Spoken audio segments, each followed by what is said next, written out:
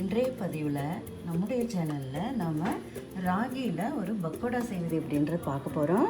அதற்கு ராகி, வெங்காயம், பச்சை மிளகாய், இஞ்சி, கருவேப்பிலை, பசலைக்கீரை, கல் உப்பு, முந்திரி இது எல்லாத்தையும் நம்ம ராகியில் போட்டு பிசைஞ்சு நம்ம கொஞ்சம் பக்கோடா கன்சிஸ்டன்சியில் கொஞ்சம் ரொம்ப தண்ணி விடாமல் உதிரியாக போட்டு எடுக்கணும். நல்ல முறுமுறுன்னு கிறிஸ்பியாக ஒரு பக்கோடா கிடைக்கும். நமக்கு ராகியில் ஆல்ரெடி என்னென்ன விட்டமின் இருக்குதுன்னு பார்த்துருக்கோம்.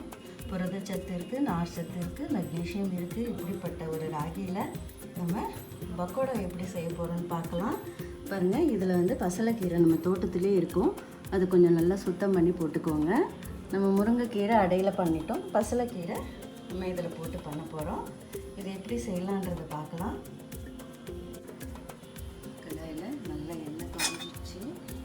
அதில் நம்ம கேழ்வரகில் வெங்காயம், பச்சை மிளகாய், இஞ்சி, கருவேப்பிலை எல்லாம் போட்டிருக்கோம். அதை கொஞ்சம் கொஞ்சமாக போடணும் உதிரியாக. இப்போ தான் நமக்கு கிறிஸ்பியாக வரும். இது கையால் உதறி போடுங்க.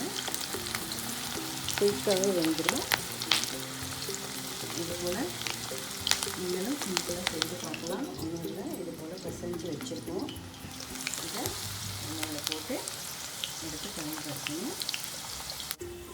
பாருங்கள், கேழ்வரகில் இது அருமையான பக்கோடா போட்டிருக்கோம். எவ்வளோ அழகாக முறுமுறுன்னு இருக்குது பாருங்கள். நல்லா எண்ணெயை ஸ்ட்ரெயின் பண்ணிவிட்டு எடுத்து யூஸ் பண்ணுங்கள். இது போல் ராகியில் நீங்களும் முறுமுறுன்னு இது போல் பக்கோடா செய்து மகிழுங்க. நிறைய ஊட்டச்சத்து நிறைந்தது. சத்துணவு உள்ள உணவுகளை நம்ம உண்பதால் நம்ம உடல் ஆரோக்கியப்படும். கேழ்வரகு உண்றதால நம்ம உடல் மெலியும். ஆனால் பசி குறைவாக எடுக்கும். கொஞ்சம் சாப்பிட்டாலே போதுமானதாக தோணும். இது போல் சிற்றுண்டியை நீங்களும் செய்து பாருங்கள். இந்த பகிர்வு உங்களுக்கு பிடிச்சிருந்ததுன்னா லைக் பண்ணுங்கள், ஷேர் பண்ணுங்கள், சப்ஸ்கிரைப் பண்ணுங்கள், பெல் பட்டனை ப்ரெஸ் பண்ணுங்கள்.